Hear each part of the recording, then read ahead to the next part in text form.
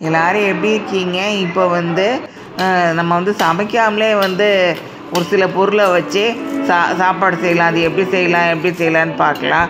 அதுக்கு வந்து ஒரு பேக்கெட் வந்து 200 கிராம் பேக்கெட் வந்து பொரி வாங்கிக்கோங்க. அதுக்கப்புறம் வந்து ஒரு 100 கிராம் வந்து முந்திரி பருப்பு வாங்கிக்கோங்க. 1/4 கிலோ வந்து பிஸ்தா பருப்பு வாங்கிக்கோங்க. ஒரு 400 கிராம் வந்து பொட்டுக்கடலை வாங்கிக்கோங்க. அதுக்கப்புறம் வந்து 1/2 கிலோ வந்து வறுத்த வேர்க்கடலை வாங்கிக்கோங்க. அது நான் போடவே இல்லை, நீங்கள் அதை வாங்கிக்கோங்க. அப்புறம் வந்து இப்போ வந்து ஒரு பெரிய சட்டியை எடுத்து அதில் வந்து அந்த 200 கிராம் பொரியை வந்து எடுத்து அதுக்குள்ளே வந்து போட்டு விட்ருங்க. இது விருதுநகர் ஆச்சி சமையல் தமிழ். இது சப்ஸ்கிரைப் பண்ணுங்கள், லைக்ஸ் கொடுங்க, நன்றி. அதுக்கப்புறம் வந்து முந்திரி பருப்பு வந்து ஒரு 100 கிராம் வாங்கியிருக்கோம், அதை எடுத்து போட்டுருங்க. அப்புறம் பிஸ்தா பருப்பு அதையும் போட்டு விட்ருங்க.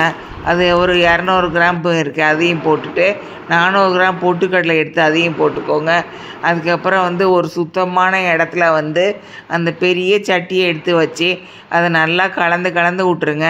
அதுக்கப்புறம் சின்ன பாட்டில், பிளாஸ்டிக் பாட்டிலில் வந்து கொஞ்சம் கொஞ்சமாக போட்டு அதை எடுத்து சாப்பிடுங்க. நல்லா டைட்டாக மூடி வச்சுருந்தீங்கன்னா தான் அது கெட்டு போகாமல் இருக்கும். நன்றி. இப்போ வந்து சாப்பாட்டுக்கு வந்து நம்ம தயிர் சாதம், ரசம் சாதம், சாம்பார் சாதத்துக்கு இந்த பருப்பு வடை எப்படி செய்யலான்னு பார்க்கலாம். அதை வந்து தின்பண்டமாகவும் செஞ்சு சாப்பிட்லாம்.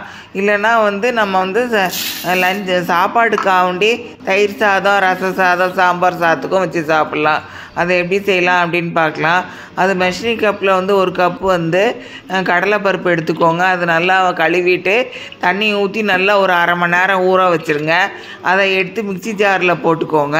கொஞ்சோண்டு பருப்பை மட்டும் எடுத்து தனியாக ஒரு தட்டில் எடுத்து வச்சுட்டு அப்புறம் மிக்சி ஜாரில் வந்து அதெல்லாம் அரைச்சி ஒரு ஸ்பூன் உப்பு வந்து எடுத்து போட்டு மிக்சி ஜாரில் அரைச்சி எடுத்துக்கோங்க.